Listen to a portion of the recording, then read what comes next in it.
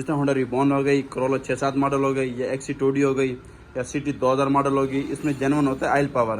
तो बाद में जिस टाइम ये असेंबली वगैरह लीक हो जाती है तो बाद इसके अंदर लगवाते हैं मोटर अंदर चक्के के अंदर, ठीक है। तो जी अस्सलाम वालेकुम दोस्तों, मैं राशि में हूँ बिलाल ऑटो दोरा से। मेरे पास होंडा रिबॉन आई है, इसका जो मसला आ रहा है ना, इसके अंदर लगाई मोटर। तो उसके बाद ना देखो ना कुछ जगह मतलब ये नरम है, तो कहीं कहीं टाइट हो जाता है। क्या दिखाएं, देखो अब यहाँ नरम है, ये फंस गई, पुलिस को टाइप पूरी होगी, देखो यहाँ फंस गया, देखो ये देखो फंस गया, यहाँ नरम है बिल्कुल, ये यहाँ टाइट हो गया, देखो यहाँ नरम है, ये टाइट हो गया, देखो ये फुल टाइट जाम हो गई, देखो। क्योंकि ये मैं दिखाता हूँ आपको, ये सेंटर में नरम होती है, मतलब ये देखो अब यहाँ नरम है बिल्कुल, और जब एंड में जाके ना कभी लेफ्ट साइड कभी राइट साइड ये फंस जाती है ना, जाम होती है, और ना चिकाटी की आवाज़ भी आती है रगड़ के ना। तो ऊपर से तो ठीक लग रहा है, देखो मैं नीचे से दिखाता हूँ किस चीज़ का चिकाटा है। मैं आपको नीचे से दिखा देता हूँ, मैं आपको नीचे से दिखाता हूँ किस चीज़ का चिकाटा है, ये देखो।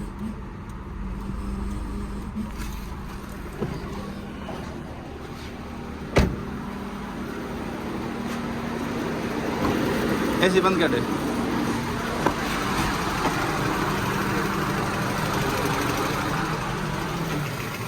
मिला।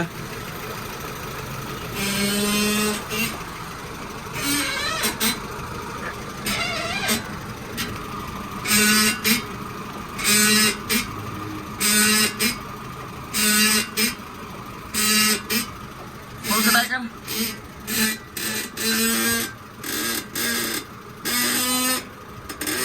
वापसी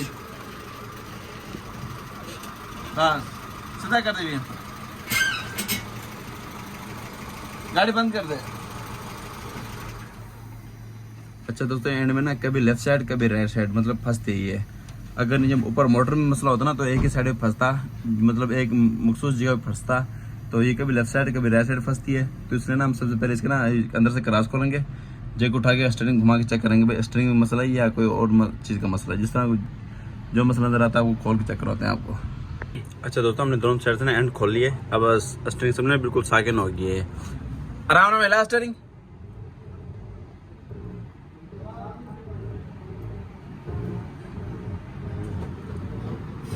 बस ठीक है, धड़ी खुलवा यार इसकी। अच्छा दोस्तों, इसकी ना असेंबली में कंघी में मसला लग रही है, क्योंकि यहाँ से रड़क मार रही है और फंस रही है। या तो कोई बुश इसका चक मार रहा है, या तो कोई आना मतलब इसके अंदर हाइड्रोलिक पावर ना, तो या कोई आना मतलब इसके अंदर जो ऑयल वाला प्रेशर बना रहा है इसका ना। तो इसलिए हम खोल के चेक करेंगे इसको मुकम्मल, देखिए क्या है। बाकी ना ये वालजेंट एंड गोली ये भी बिल्कुल फारेंगे, चिकाटा वाला जो आता है खोल के दिखाते हैं वो क्या कंडीशन है इसके स्टीयरिंग असेंबली की।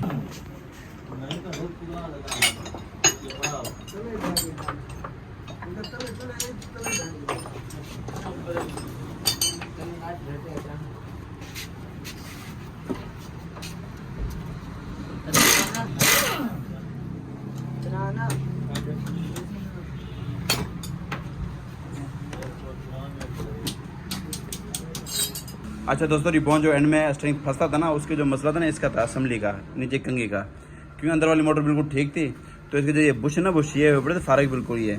तो ये ना एंड में ना चक मार देते थे राड को ना, तो इसने ना तो ये स्ट्रिंग फंस जाता था ये। तो हमने मुकम्मल खोला ही इसको, खोल के इसका बुश रिपेयर किया हमने, इसके अंदर बुश न्यू डाले हमने इसके अंदर, और उसके बाद ग्रीस वगैरह किया हमने। तो बाकी इसकी एक एंड फारक है ये वाला, ठीक है, और एक गोली ख़राब है, एक एंड और गोली हम और डालेंगे। बाकी इसको मुकम्मल अच्छी तरह ग्रीस वगैरह करके दोबारा फिट करेंगे इसको। तो बाकी इसके जो चिमटे के जो बड़े बुश हैं ये भी इसके टूटे पड़े हैं इसके, मैं दिखाता हूँ आपको।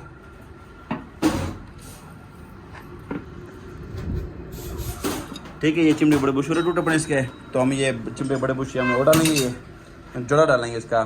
तो उसके बाद यानी जिस तरह गाड़ी में फिट होती है तो आपको चेक करवाते हैं इसका क्या रिजल्ट है इसका। इंशाल्लाह उम्मीद है कि आप बिल्कुल गाड़ी ओके होगी।